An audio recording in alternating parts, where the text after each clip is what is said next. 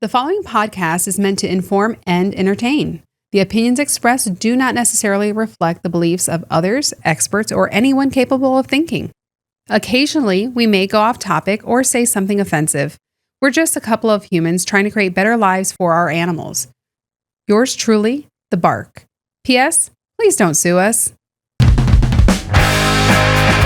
is The Bark, a pet podcast unleashed. We're back. Yes, we made it. We survived. We are Lost Saving Paws, and this is The Bark. This is a presentation of our nonprofit. And if you want to learn more, you can visit lostsavingpaws.org. But we are here today specifically to talk about the animal overpopulation. And go back just a little. My name's Megan. Candy. Minor details. Yes. So what we like to say is mo animals, mo problems. Yeah. Or I may just like to say it. Yeah. I don't know. That's okay. But the animal overpopulation is something that is driving, I think, what we're doing so much because, you know, upon like peeling the layers back of this really horrible smelling onion that we call the animal crisis, when you get down to the root of it, you could just see how we have way too many animals, not enough resources, Right. and the amount of problems they're creating. Yeah. So I think we've done a few episodes, and I think now's a good time to like take a pause and just kind of better define like what is the animal overpopulation? What does that look like? Where does it come from? Yes, kind of thing. 100%. And Candy, I want to play a little, it's a fun but not fun game probably. Okay. Story of our lives in this world. All right, I'm going to read to you a few headlines. Okay. And at the very end, you tell me what you think they all have in common. Go for it. All right. More than 30 animals are rescued from a hoarding situation from Hermitage Home. Oh. Yeah. Stray dogs terrorize South Memphis neighborhood. Oh, I remember that. Okay. 18 animals rescued from dog fighting operation. Oh, okay. Box of puppies abandoned on a Tennessee road. Yeah. And dangerous overcrowding at Nashville, Tennessee animal shelter. Yes. All right. So what do you think they all have in common? Dogs. All have dogs, all involved in the animal overpopulation situation. Yes. And what is sad, I mean, I was going to say what I love about this, and I don't love it, but the fact that each of these stories, which are actual stories from Tennessee, and I mean, this is tip of the iceberg. I could have looked all day long to find these, but I love it because each one hits a different touch point, right? You have dog fighting, you have hoarding, right. You have abandonment, you have crowded shelters. Right. Yeah. Right. So it's just, it's things that you don't think about. So I think what we're going to do today is just kind of dive into, again, what the root of all of those are and talk about the relationship between animal overpopulation and these headlines. Yeah. Let's talk about what happens when, let's just take an example of a random dog. Well, I guess two random dogs, because if we're talking about how dogs are made. I was going to do a more inappropriate gesture. Yeah, I think we're good. I think those who know. This is the if you know, you know moment. But yeah, let's take two dogs. Yeah. And start there. And can you break down what that looks like? Oh, Joe. So if you guys haven't met Joe Schmo yet, I mean, this poor guy, this poor irresponsible pet owner, you got to stop giving him animals. So we're going to make this as visual as we can for you. And if you wanted to somehow follow along or look back for reference, there is a graphic of this. On the website at lostsavingpaws.org/issues. So we'll talk about Joe Schmo, right? Let's say, like Candy said, he's got two dogs. He doesn't have them fixed. Right. One's a boy, for one's whatever a girl. reasons. Yep. They have an accidental litter, right? And all of a sudden he's got like 4 puppies and he doesn't know what to do with them. So what he does is He's like, I'll go to Facebook. All right, surely people will want puppies, right? Puts them on Facebook. Just give them away or sell them. Yep, I don't know. Let's say Joe gives the puppies away, right? He's probably not vetting these people very well, first of all. He's not fixing the animals he's giving away. He's not vaccinating them. This is just typically what happens. So he finds homes for 2 of them. The other 2, he doesn't, right? So what Joe does is he leaves them at a shelter. Yeah. He leaves them at a shelter in the middle of the night. One gets out, let's say, like they're not secure. And so these dogs now, we'll just say they both get out, and they're now unsecured at the shelter. They're back in the wild, but his intent was to leave them illegally at the shelter in the middle of the night. Please don't do that. Yeah, we're not saying do that, but listen. The shelter is open, and that's the point of the shelter. I don't know why people leave dogs at shelters overnight. Because they may have been denied. Yeah, they may have been responsibly called, and they said, we don't have room. You have to wait 3 months. And we'll talk about that another time. I think there's so much, but because you're right. I think there's so many questions you can ask about that. Yeah. So anyways, these dogs get out. Now they're in the wild. They're unvaccinated. They're not fixed. And they're breeding, right? They come across other dogs who may be stray or whatnot, and now they're breeding, right? Well, it's not only that, but siblings will breed together. I didn't know that. Yeah, siblings, even parent to child, they will breed together. They don't have the same sense of rules, and they don't know about genetics and how mixing genetics can cause issues. They're not worried about that. They have a natural instinct to breed, and when it's time, it's time. Okay, cats too. Cats will breed with their siblings. That's inbreeding for you, literally. Thank you. It is. So these dogs are roaming around, right? Plain Jane. Plain Jane. Yes. This is a new character in our story. Plain Jane finds these animals, and she's got a dog fighting ring, right? Okay. So she's going to pick up one of these animals, and it's a lovely little pit mix, and she's like, I'm going to pick up this dog. It's not fixed. It's young. It's perfect for my ring. Brings her back home, and I mean, gosh, you end up in what happens in the fighting rings, right? And then let's say the other dog that's running around in the wild that didn't get picked up by Plain Jane is picked up by someone else, right? Right. Who this dog is picked up because the person who found them wants to breed. Right. And it can go both ways. Jane, sometimes dog fighters will also breed their dogs. Yes. Because that's part of it. If they get a dog that is tenacious enough, shows those signs of aggression that they'd be a good fighter, that fighter wants to breed that dog and keep that the spirit alive. Yes. And really not. We don't approve that spirit. Right. Approve that spirit. But but exactly. So before you know it, there's this dog that's involved in this, maybe this fighting environment, and then there's this other person who's picked up the dog who wants to breed it some more. Right. And that is the start of the cycle, right? And then because you're just giving away these dogs that are unfixed, and they're just continuing to breed, and Joe Schmo, right? He just had 2 dogs who bred, and he's like, oh no, like oopsie litter, right? His intent was it ill intent, or there was no ill intent.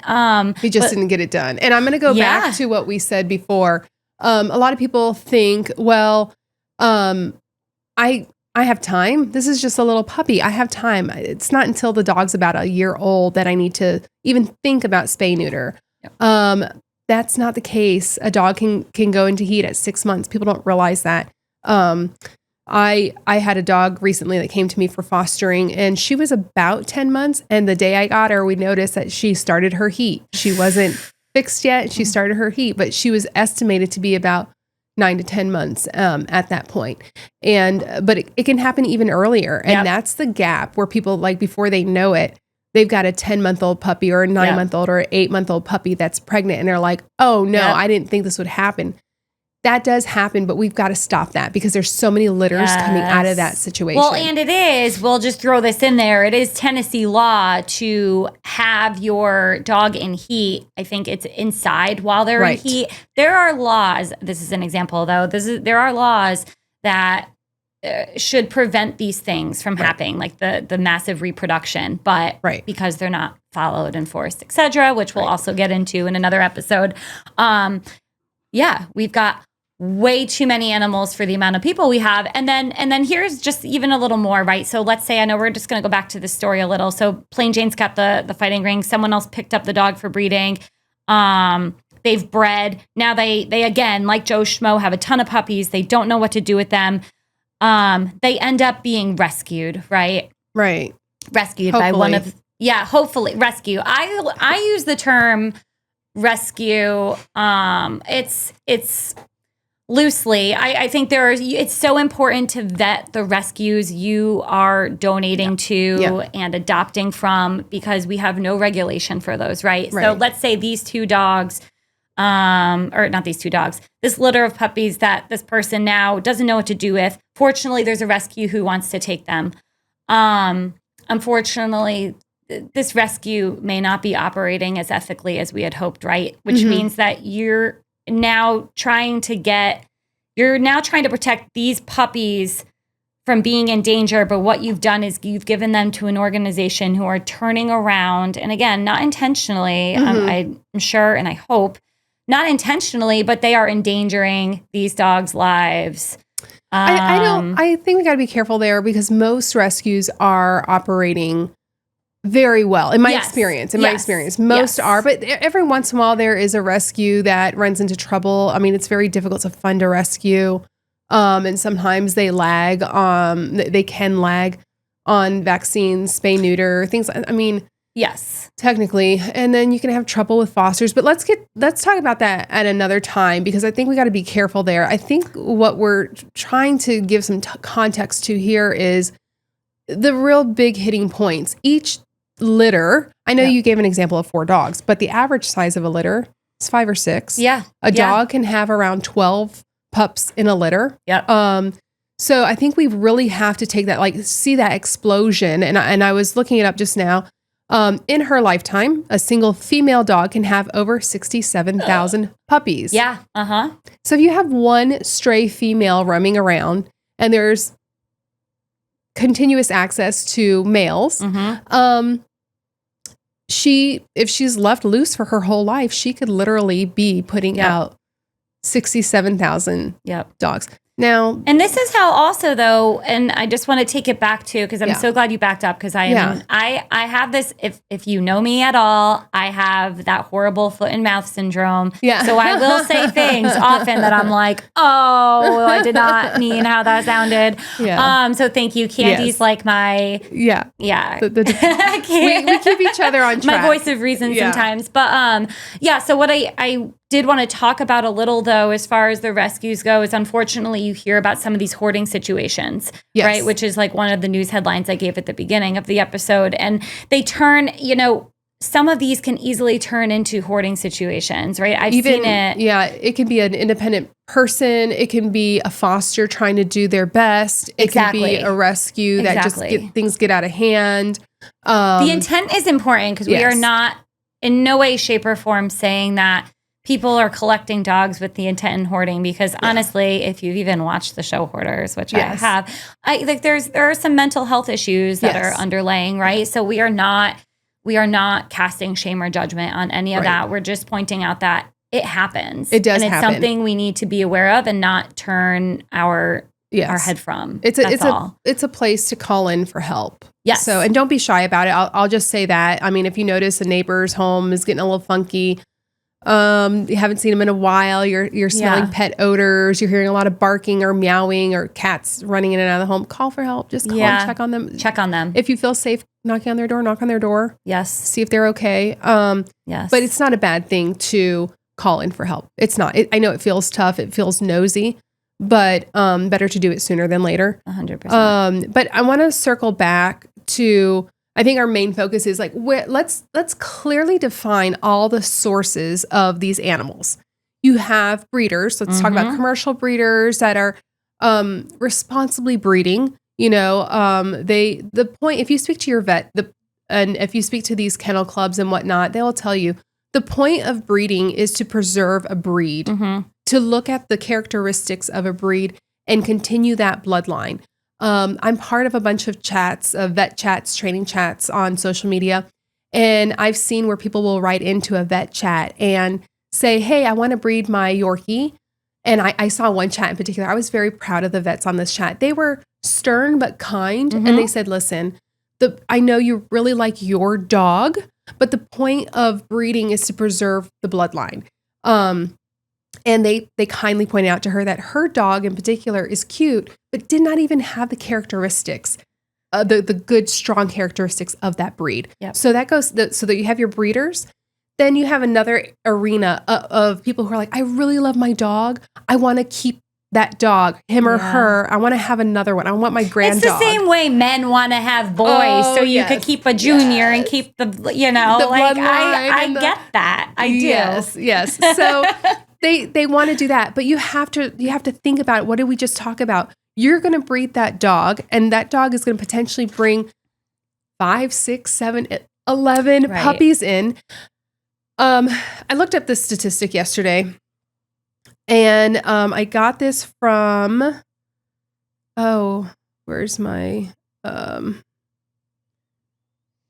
sorry, I'm, and that's the thing. I think I wish and we'll talk about this. We're gonna say, gosh, if we had $1 for every time we said we're gonna talk about this in a future episode, because we want the breeding organizations, the AKCs, the USDAs of the world to stay true to what their missions were. And unfortunately they're not, which has created this unraveling problem. But like Candy was saying, it's about keeping the integrity of the breed. And so, and I will just throw this out there, if you're a responsible breeder, and by responsible, you have homes secured for these animals before they're actually born. You invite potential adopters into your home to see the family, to see the pups that are breeding, to have them. I mean, there are a lot of indications that'll help you easily discern that your puppies are coming from a responsible breeder. And you can find some of that information on our website as well. Right. Yeah. So going back, I found my statistics. Sorry, I got lost there for a second. It says, so according to petovely.com, only 1 out of every 10 dogs find their forever home. Okay. And statistics says that 5 out of every 10 dogs will be euthanized. So you're trying to have your dog have another baby. That way you can have one. But what is happening to the other 2, 3, 4, 5 puppies that you brought in? Are we taking that into consideration? I would not want to have if it was, I love my dog. I love my dog. If it were up to me and I could just have another one, sure, but I'm also a foster, so I meet all kinds of wonderful dogs. But if I wanted would I sacrifice 2, 3, 4, 5, 10 puppies so I can have my one? I wouldn't do it. Right. To me, that would break my heart to think that I even did that. I found responsible homes, but they're not going to tell me when they move away or somebody becomes allergic or they get married or they have a baby and they give up on that dog. Right. I can tell them, call me. Are they going to? I can't guarantee it. So I would not. Do that. And that's a chance. That's a calculated risk. I think nothing in this world is under our control. And so you can never plan for that. But again, making the most responsible decision you can with the information you have. Yeah. And again, if you choose to do that, just have homes though, have reputable homes in line, and just we talk about these small actions will could create a real impact in the big problem. It's the small victories we choose to celebrate. And I sometimes say, it's really easy to get overwhelmed by all the people just allowing breeding to happen in their backyards and whatnot. But if you could just convince one person to stop breeding their animal, how many? I'm a graphic designer, not an accountant. Yes. So I don't know how many dogs that would potentially save from being abandoned. Even if you save, let's go with the average 5, and the max is around 11, 12. So even if you save 5 to 12 puppies from being born, that's a huge impact. Yes, can 100%. You find 12 homes for dogs today? I couldn't. That would take months. It's a mission. No. Good home. good homes. Qualified homes. Yes, good homes. So qualified homes. Let's go back. We've just given examples of breeders and also like the love breeding, that you love your pet and you want a carbon copy. Yeah. Then there's also backyard breeders that they're just letting their dogs, neighbors' dogs, whoever, breed just to make some money. Yeah. And this is, I'll be honest, the times that I've seen this, it's quick cash for people who don't want an everyday job. People who are, these dogs are coming from dirty, grimy homes and bad situations. I know of a situation that came up where there was dog fighting in the backyard and a mother whelping her puppies inside the home. It just all goes together. And as you were saying earlier, if you're going to buy a dog from somebody, make sure you meet the parents. Something people don't realize is if the parent is aggressive, even when the mom is around the puppies, if the parent is aggressive, that type of behavior can carry down.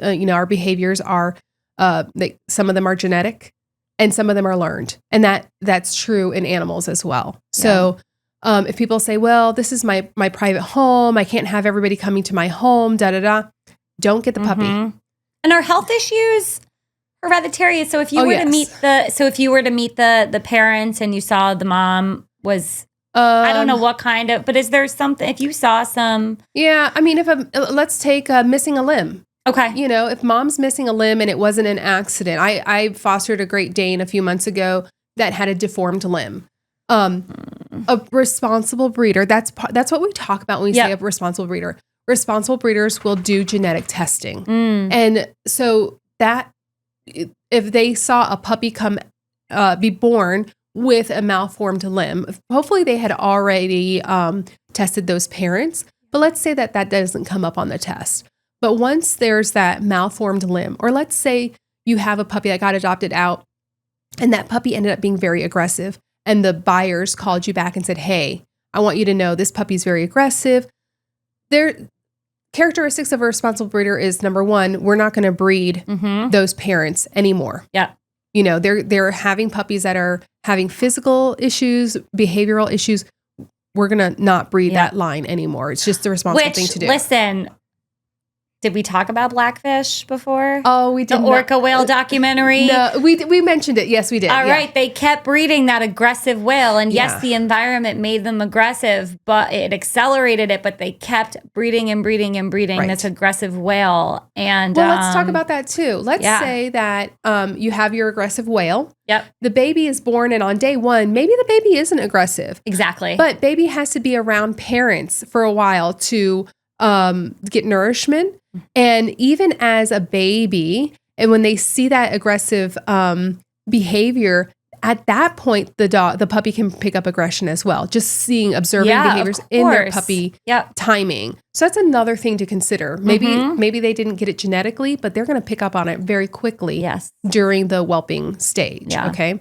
So that's the backyard breeder. And a responsible backyard breeder, when they have somebody buy a dog that ends up with a malformation. That's an oxymoron. Oh, I'm sorry, not that's backyard funny. breeder. I know a responsible backyard breeder, and I'm like, wait, sorry, I said that wrong. If you have a responsible breeder, if the dog ends up being aggressive or you end up having trouble with the dog, that breeder will tell you, it's in their contract. If you have any issues, do not take this dog to a shelter. Do not abandon them. You call me and I'm going to take the dog back. I'm going to help you. They're just not making a sale. They're responsible. They take responsibility for their whole bloodline. And I've seen rescues do that. They said rescues do that too. One of my dogs that I rescued, that was one of the things they said, if she ever becomes aggressive, if she's showing these things, do not bring her to a shelter. I think that was like number one. They wanted to be notified. Right. And that's just, they don't always have to take the dog back. Sometimes it's just some behavioral modifications. Right. Sometimes it's like, hey, I have a family member, I almost outed somebody, bought a lab from a breeder and he ended up having hip dysplasia. A responsible breeder is going to test for that and going to avoid that happening. Yeah. Okay. So these were, I don't know the whole story about how this happened. It should not have happened through a responsible breeder. By the way. Really? Yes. That they do genetic testing on the parents. Another reason I know my dog is not from a breeder. Right.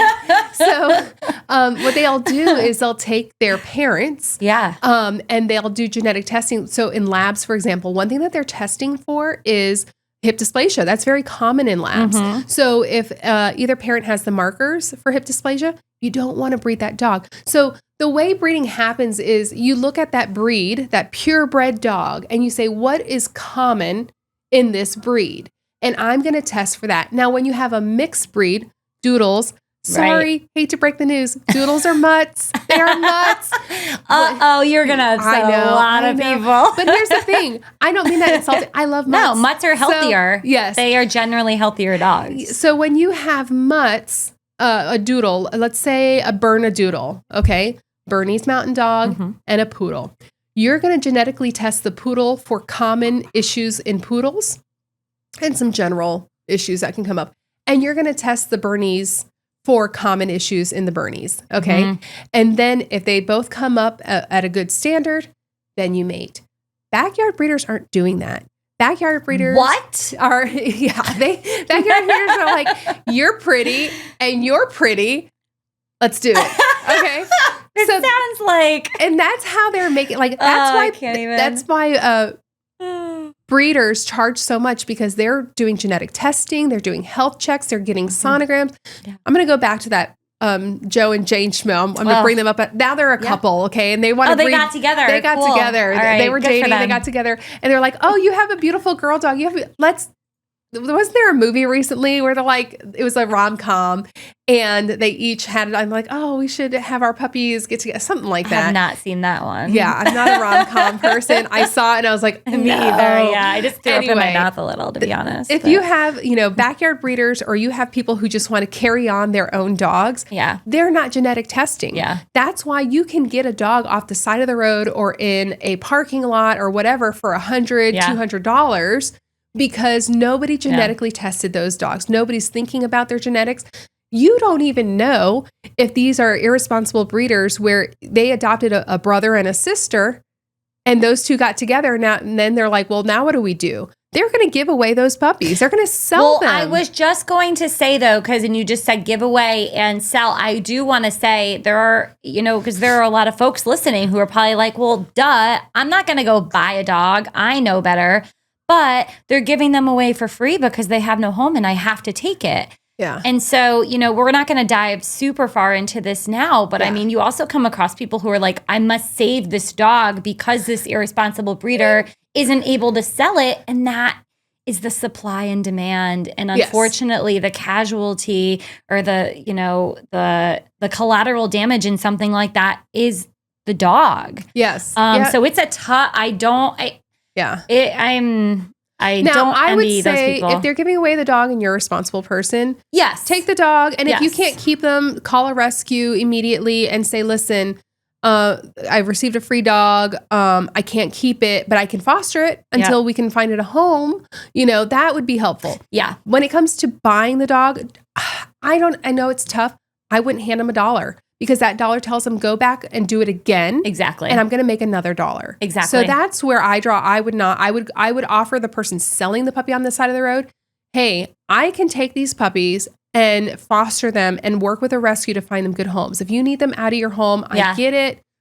Yeah. Can I help you? Do you have a resume I can help you with? Right. Like, I hear this place is hiring. Right. No, but honestly, but that is, I jokingly say that, but I feel like that is part of our approach, right? Yeah. Is to educate and approach things, not with judgment, but with compassion. And it's like, hey, are you doing this for economical reasons? Like, is there something else maybe like we can do? Or is there a website I can guide you to? Sometimes people have money and they're just like, hey, I've been feeding these dogs. I want my money back. Right. They might have a great job. It might not be a requirement for their livelihood. 100%. I would just say. But we don't assume. We don't assume. That's the thing. You just can't assume. I would just say on the basic level, I wouldn't hand over $1 because that encourages them to do it again. I would say, hey, if you don't want to give me the dog right now, at the end of the day, if you haven't, if they haven't gone anywhere, call me. I'll work with a rescue. Yep. And find them homes. You know? Yep. So no judgment. All right. So let's go back. We've talked about breeders. Yep. We've talked about backyard breeders.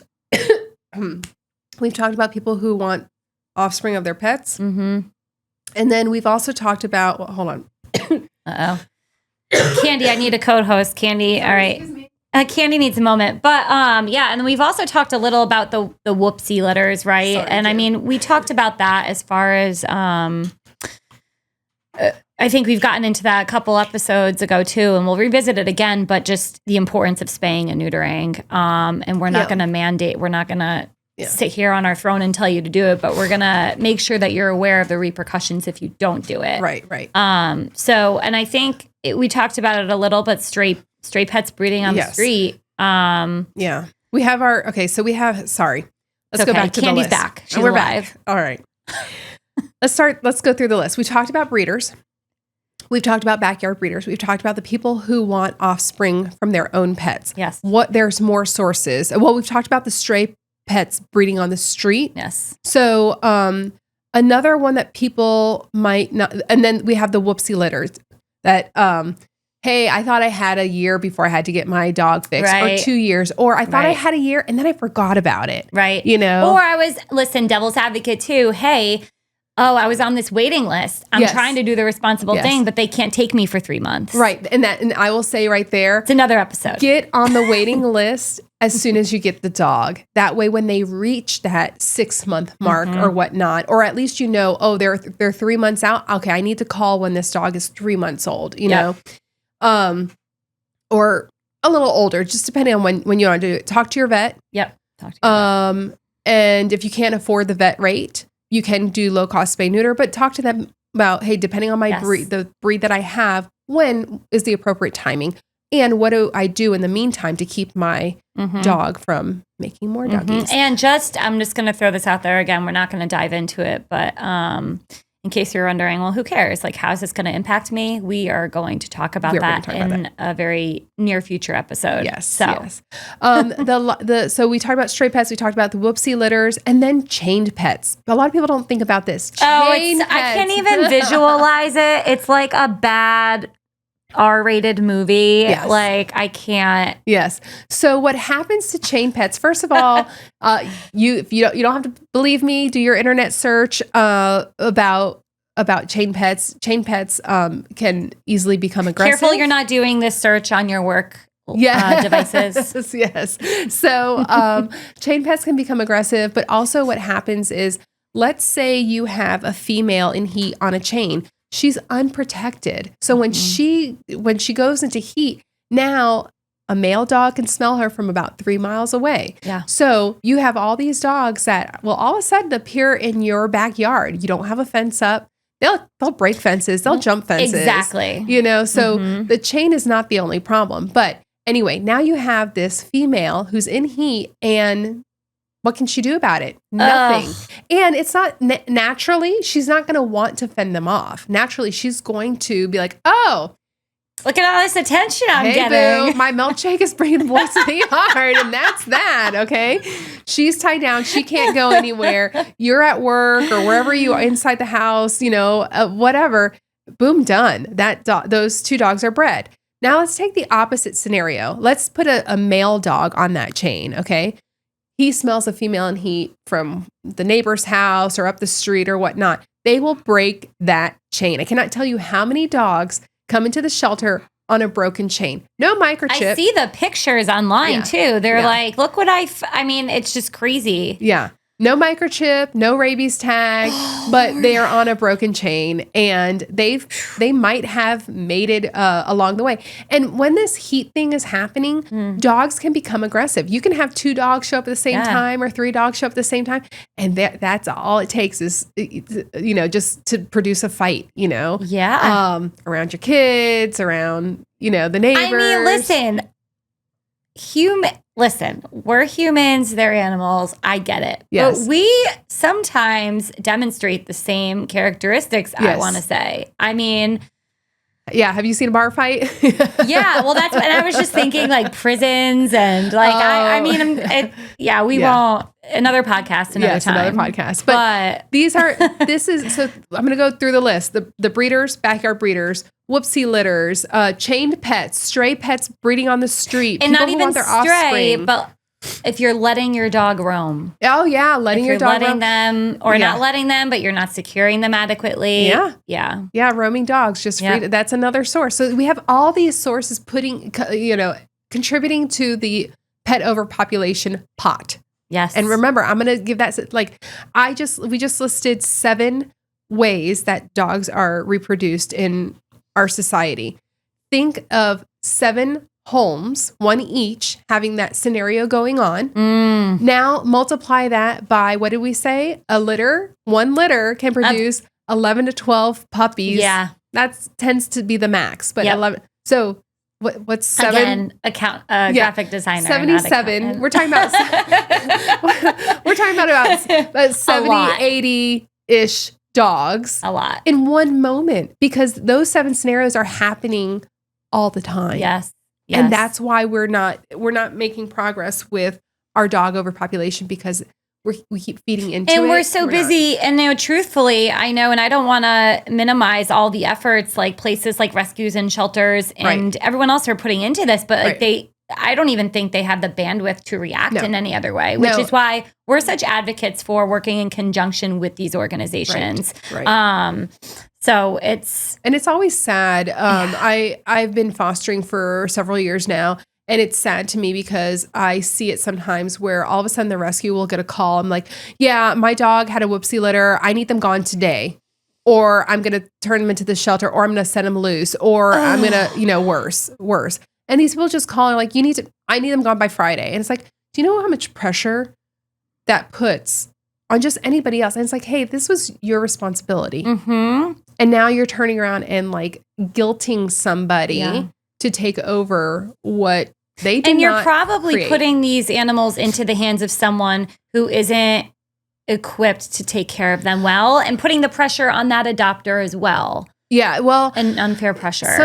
Sometimes it happens that the rescues are more knowledgeable, better equipped, but a lot of people don't even think to call a rescue. Right. I partner with shelters where a dog will come in with a chain or a collar or whatever, but the collar doesn't have the ID information. But it's an owned pet, and the dog will sit there for several weeks, and finally, they post the dog online, but finally a friend of the family will see that dog and be like, oh, that's Joe Schmo's dog. And they'll contact Joe Schmo. Right. And Joe Schmo will say, I've been looking for that dog for 3 weeks. It's like, but why didn't you come? I didn't even think to come or call the shelter. Yeah. I didn't even think. And I'm like, really? Yeah. That's the first place you should be calling. Yeah. And if it's, maybe they haven't, listen, you get 3 strikes. Well, in my mind, but first strike, maybe you didn't know, but it happens again. We told you. Yeah. Yeah. So, but it's the power of education. And while we're talking about the runaway dog that doesn't get found at the shelter, there's always a